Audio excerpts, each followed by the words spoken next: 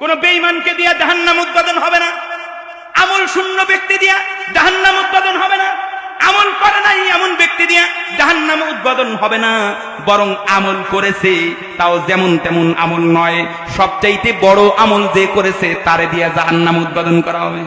নাউজুবিল্লাহ কোন এমিয়া নিজের কলিজার নিজের জানটা পর্যন্ত আল্লাহর জন্য কুরবানি করে দিয়া শহীদ হয়ে যাওয়া, এর চাইতে বড় কোন ধরনের ইবাদত হইতে পারে নাকি কোন? আল্লাহ তাআলা যখন জাহান্নাম উৎপাদন করবেন শহীদকে দিয়া উৎপাদন করবেন।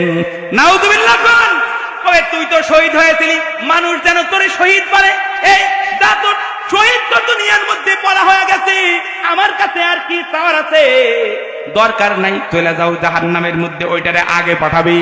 তারপরে আলেম, দুনিয়ার মধ্যে সবচেয়ে নবীর পরে মর্যাদাপূর্ণ ব্যক্তির নাম হলো আলেম।